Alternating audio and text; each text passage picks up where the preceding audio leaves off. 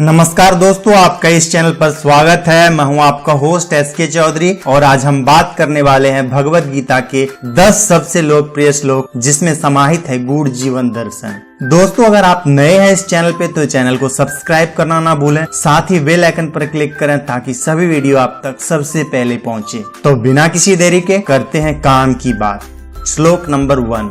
नैनम छिद्रयन्ति शस्त्राणि नैनम दहति पावक ना चैनम क्लेश दंत्यापो ना शोष्यति मारुत। अध्याय 2 श्लोक नंबर 23। इसका अर्थ है आत्मा को ना शस्त्र काट सकते हैं, ना आग उसे जला सकती है, ना पानी उसे भिगो सकता है, ना हवा उसे सुखा सकती है। यहाँ भगवान श्री कृष्ण ने आत्मा के अजर अमर और शाश्वत होने की बात की है। श्लोक नंबर 2।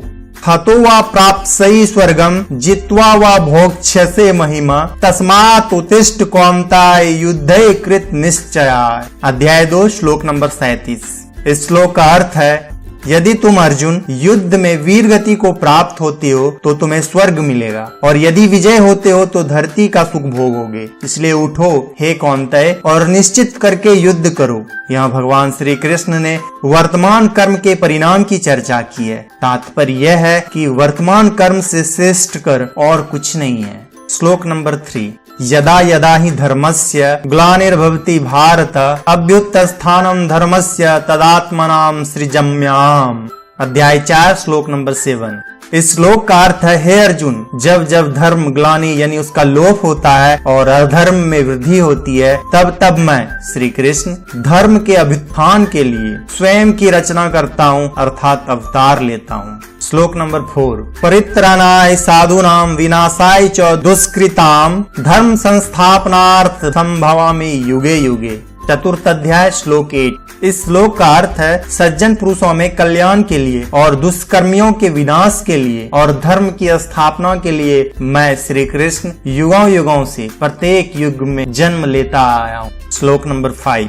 कर्मण्येवाधिकारस्ते मा फलेषु कदाचन मा कर्म फल हेतु भूर्मा ते संगो असस्तु कर्मणि। द्वितीय अध्याय श्लोक 47। इस श्लोक का अर्थ है कर्म पर ही तुम्हारा अधिकार है लेकिन कर्म के फलों में नहीं, इसीलिए कर्म को फल के लिए मत करो और ना ही काम करने में तुम्हारी आसक्ति हो। यह श्लोक कर्म योग दर्शन का मूल आधार है। नेक्स्ट श्लोक। धायतो विषयान पुंस स्वांग श्वेत पुष जायते संगात संजय काम क्रोध अभिज्यते।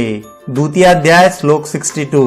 इस श्लोक का अर्थ है विषयों के बारे में सोचते रहने से मनुष्य को उससे आसक्ति हो जाती है, इससे उसमें कामना यानी इच्छा पैदा होती है और कामनाओं में विघ्न आने से क्रोध की उत्पत्ति होती है।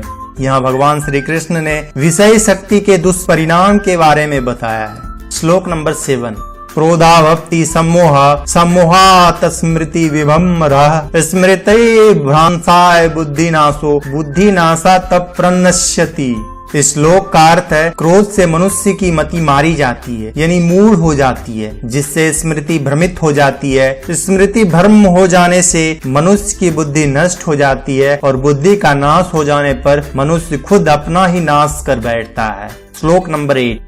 यद्दताचरति श्रेष्ठा सततता देवरो जना सा यत् प्रमाणम कुरुते लोका सर्वदा न वर्तते। इस श्लोक का अर्थ है श्रेष्ठ पुरुष जो आचरण यानी जो काम करते हैं दूसरे मनुष्य भी वैसा ही आचरण करते हैं, वैसा ही काम करते हैं। वह श्रेष्ठ पुरुष जो प्रमाण या उदाहरण प्रस्तुत करते हैं समस्त मानव समुदाय उसी का अनुसरण करने लग जाते हैं। श्लोक नंबर 9। श्रद्धावन ललाभाते ज्ञानम तत्पर सैन्येन्द्रिय ज्ञानम लब्धा परम शांति मचिरेणाधिगच्छति। चतुर्थ अध्याय श्लोक 39। इस श्लोक का अर्थ है श्रद्धा रखने वाले मनुष्य, अपने इंद्रियों पर संयम रखने वाले मनुष्य साधना परायण हो, अपनी तत्परता से ज्ञान प्राप्त करे, फिर ज्ञान मिल जाने पर जल्द ही परम शांति को प्राप्त होते हैं। श्लोक नंबर 10। सर्वधर्म परित्यज्य मामकें शरणं व्रज अहम त्वं सर्व पापभ्यो मोक्षयिष्यामि मा शुच। 18वां अध्याय श्लोक 66।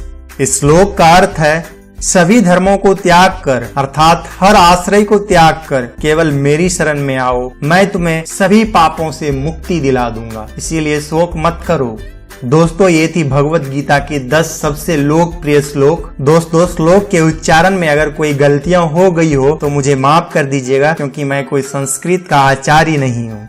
दोस्तों आपको ये वीडियो कैसा लगा हमें कमेंट करके जरूर बताइए। वीडियो को लाइक करें, शेयर करें और चैनल को सब्सक्राइब करना ना भूलें। साथ ही बेल आइकन पर क्लिक करें ताकि सभी वीडियो आप तक सबसे पहले पहुंचे।